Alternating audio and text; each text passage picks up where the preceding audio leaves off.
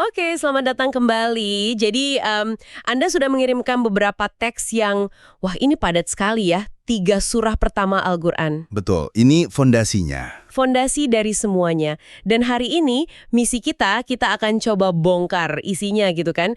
Kita mau cari tahu apa sih pesan utama di balik doa yang universal, lalu ada aturan-aturan yang super detail, dan kisah-kisah yang terus diulang. Betul, dari doa ke hukum, lalu ke sejarah. Lengkap sekali. Kita mulai dari Al-Fatihah, lalu masuk ke Al-Baqarah yang mirip ensiklopedia, dan sedikit kita sentuh Ali Imran.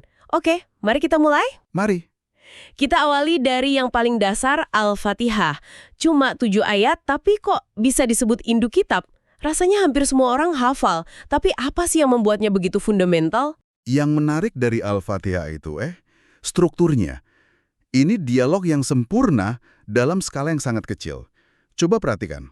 Separuh pertama itu isinya pujian murni.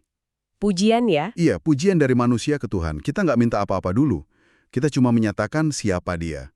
Tuhan semesta alam, Maha Pengasih, Maha Penyayang. Penguasa hari pembalasan. Tepat. Ini seperti membangun fondasi rasa hormat dulu sebelum kita mulai bicara, gitu. Benar juga, jadi ada adabnya ya, nggak langsung todong permintaan. Persis. Setelah fondasi itu dibangun, baru kita masuk ke titik baliknya di bagian kedua. Yaitu? Hanya kepada Engkaulah kami menyembah, dan hanya kepada Engkaulah kami memohon pertolongan. Nah ini dia intinya, deklarasi ketergantungan total. Baru setelah itu kita minta sesuatu. Baru setelah itu. Dan permintaannya cuma satu dalam seluruh surah. Tunjukilah kami jalan yang lurus. Jalan yang lurus. Ini frasa yang resonan, sangat kuat, tapi bisa jadi abstrak juga. Gimana teks ini mendefinisikannya biar nggak mengambang? Nah, disitulah cerdasnya. Jalan itu nggak didefinisikan dengan daftar perintah, tapi dengan contoh, yaitu jalan orang-orang yang telah Engkau beri nikmat. Dan bukan jalan mereka yang dimurkai atau sesat. Betul. Jadi kita langsung diberi kerangka referensi, kita diminta melihat contoh-contoh dalam sejarah yang baik dan yang buruk sebagai peta. Ini kayak GPS lah, menunjukkan rute terbaik sekaligus menandai jalan buntu dan area berbahaya. Oke, jadi permintaan tunjukkan jalan di Al-Fatihah itu kan seperti pembuka gerbang ya. Nah, rasanya surah Al-Baqarah ini langsung menjawabnya dengan sangat-sangat konkret. Tepat sekali. Ibaratnya kita minta peta, langsung dikasih ensiklopedia lengkap dengan peraturan lalu lintas dan studi kasusnya, begitu kan? Analogi yang pas. Al-Baqarah dibuka dengan pernyataan, kitab ini tidak ada keraguan padanya, petunjuk bagi mereka yang bertakwa.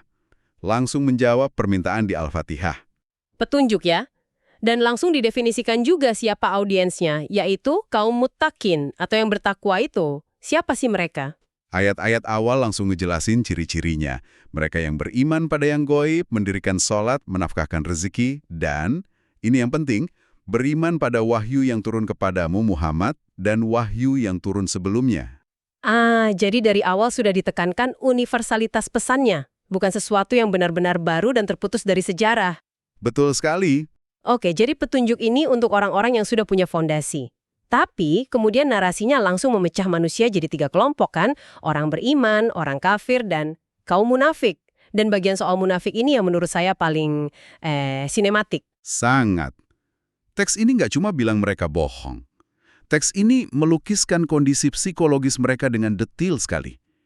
Ini menunjukkan betapa berbahayanya kelompok ini bagi sebuah komunitas yang baru. Bukan musuh dari luar, tapi dari dalam ya. Tepat. Deskripsinya itu loh, seperti orang yang menyalakan api, tapi begitu terang, cahayanya malah diambil Tuhan. Terus mereka ditinggal dalam gelap. Atau seperti orang terjebak badai petir, panik. Kenapa ya sampai segitunya menggambarkan psikologi mereka? Karena tema utamanya itu kebingungan spiritual. Analogi api itu kan gambaran orang yang dapat secerca kebenaran, tapi karena niatnya nggak tulus, cahayanya nggak bertahan. Analogi badai itu menggambarkan oportunisme mereka. Mereka cuma bergerak kalau ada kilat keuntungan dan langsung diam dalam gelap kalau ada kesulitan.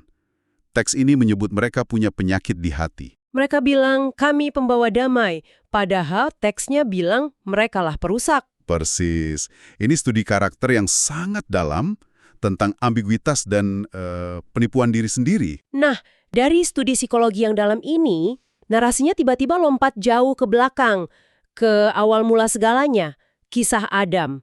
Rasanya kok drastis sekali perpindahannya, apa hubungannya? Ini cara teks ini membangun argumennya dari prinsip pertama. Setelah menunjukkan siapa yang menerima dan menolak petunjuk, sekarang kita diajak lihat untuk apa sih manusia diciptakan? Disinilah muncul konsep manusia sebagai khalifah. Wakil atau manajer di bumi gitu ya.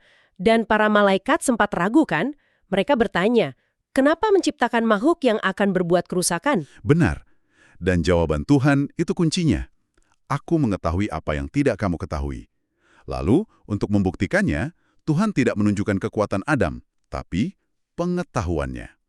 Adam diajari nama-nama semuanya. Sebentar, ini menarik. Jadi keunggulan pertama manusia yang ditonjolkan itu bukan kekuatan atau ketaatan buta, tapi justru pengetahuan.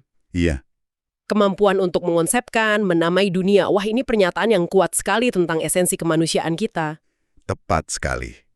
Kemampuan bernalar itulah yang membuat manusia layak jadi khalifah. Tentu, ceritanya juga ada soal kehendak bebas.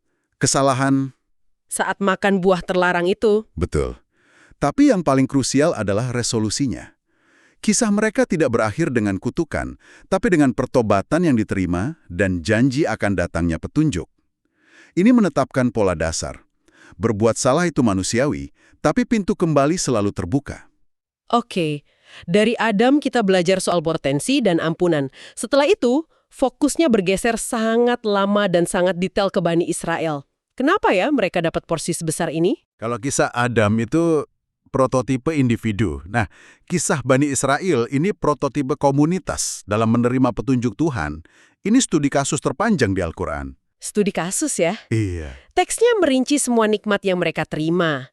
Diselamatkan dari Fir'aun, laut terbelah, diturunkan manna dan salwa, rentetan keajaiban kan? Tapi di sisi lain, teks ini juga merinci semua pembangkangan mereka.